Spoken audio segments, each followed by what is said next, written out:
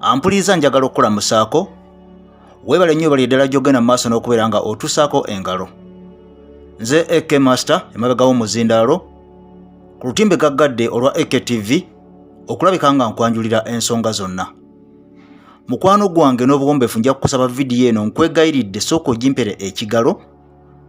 Omupya subscribinga bw'otyo okone ne kade oleme kubeera ng'osubwa vidiyo ze tuteekayo ez'engeri yonna munnange eyigiriza. Vidiyo eno gye nkuleetedde olwaleero nga tunaba kubeera nga tugigendamu ky'oba olina okumanya egenda kuba ya njawulo nnyo ku vidiyo ze tuzze nga tukola. Omwaka guweddeko tutandise omwaka omupya tukyebaliza Katonda. Naye ekisinga okubeera ekyennaku oba ekyeraliikiriza oba ebikanga ebizuuse ku bantu abaafiidde ku Freedom City. Mukwano gwange n'obuwombeefu nkusaba vidiyo eno giwulirize yonna. Bw'oba osobodde naawe ompe endowooza yo mu komenti. Naye kye nkusaba mu komenti tovuma. Njagala okomentinge ng'oli ku mulamwa olabe Uganda gwagirimu naawe atagiriimu wa weetuuse. Ddala ddala abantu abaafudde ku Freedom City babadde basaanidde okufa era oba babadde tebasaanidde kufa. Bannange ebintu biri mu nsi, ebyeraliikiriza biri mu nsi, ebitiisa biri mu nsi. Nga sinaba kubeera nga nnyingira vidiyo okuva nga ennaku z'omwezi 31 mpaka nga 1 abantu abattibwa mu Kampala n'emirirwano. Poliisi yakakasizza abantu 4 mu byalo eby'enjawulo okwetoolola Kampala. Bano bonna nga basangiddwa bafu oba nga battiddwa.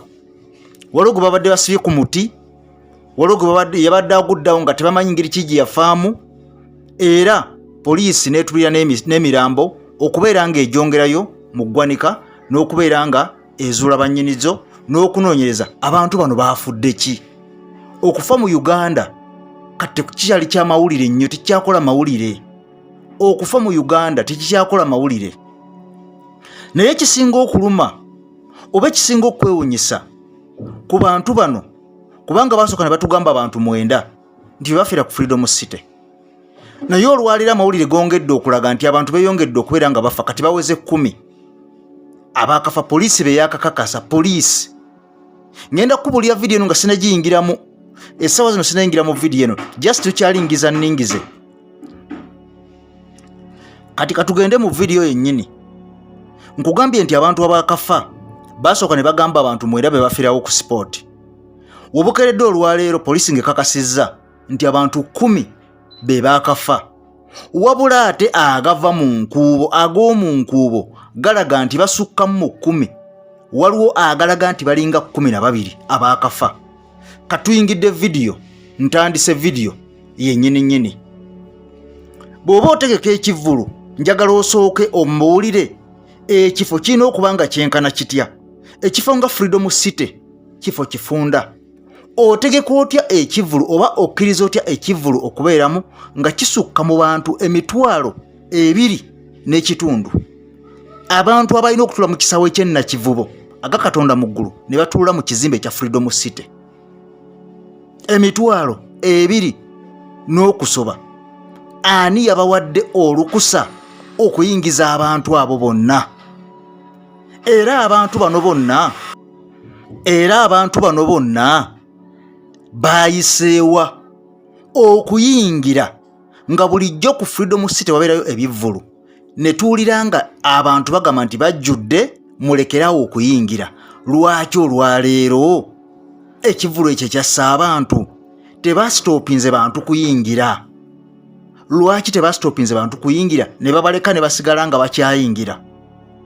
Ekyokubiri, ani yakkiriza okuyingiza abaana abato ne batuuka ssaawa 6 ogw'ekiro 6 nga bali mu muvuyo ogwo? Abaana abato ani yabawadde olukusa okuyingira okutuuka essaawa ezo nga bakyali munda omwo?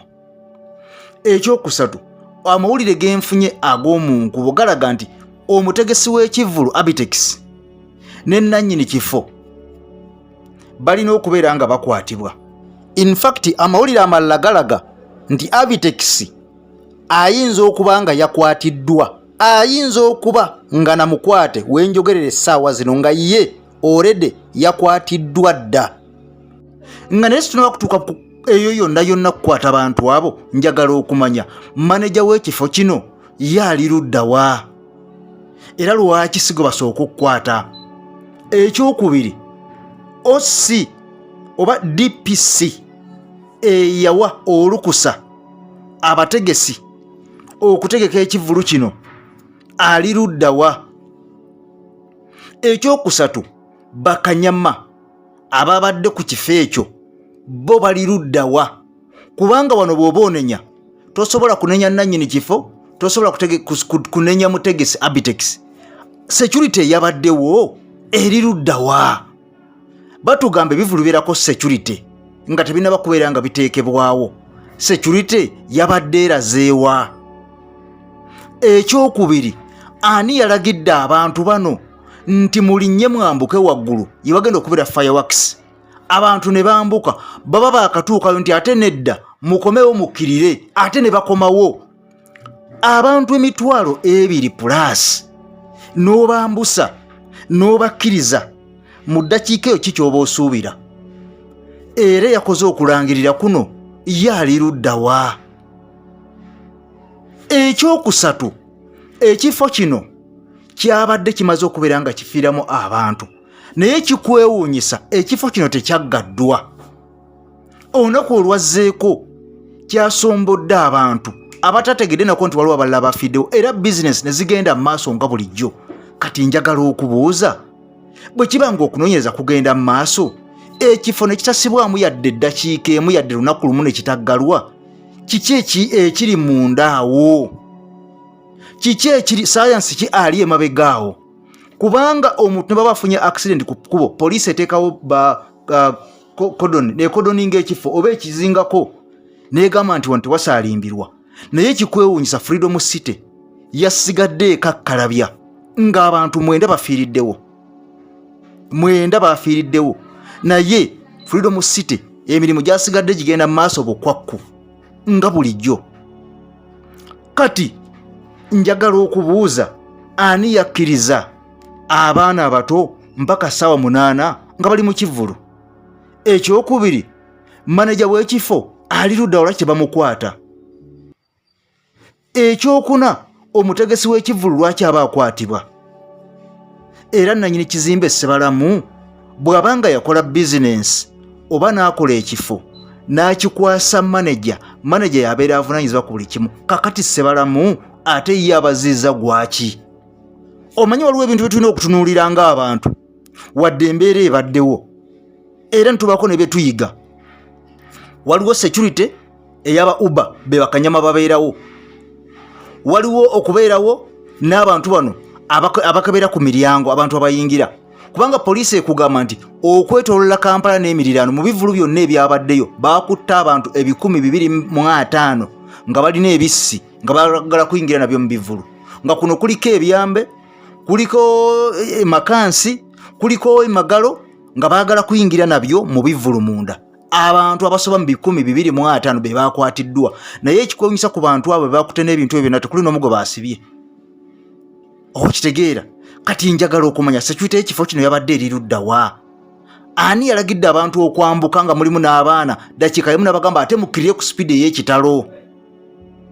Era maneja ye ali ku ki? Era DPC ye ali luddawa? KCC eyakuwa olukusa okutegeka ekivvulu kino yo eri liddawa? Yo LC bali luddawa? Kubanga ebibuuzo bingi. Nja kusaba n'obombe firi eno gimpera ekigalo. Kitalo nnyo. Emyoyo gy'omugenzi Mukama agiwummuze mirembe, emyoyo gy'abagenzi. N'obwombeefu nkusaba nti era mu komenti bwe kikyogera ku njege eno, abantu 9 bafiira batya mu kifo kimu? Era lwaki omutegesi Abitex ne nannyini kifo baagala okukwatibwa ate abantu abalala bonna wadde basecurity ababadde ku ground? Era ekifo lwaki kikola essaawa zino nga kyakatta abantu bwe batyo? Nze ekakasizza n'obwombeefu nkusaba vidiyo eno gimpera ekigalo, ompya subscribing okonene kade osobole okubeera nga tusuba waaka gwe tusula.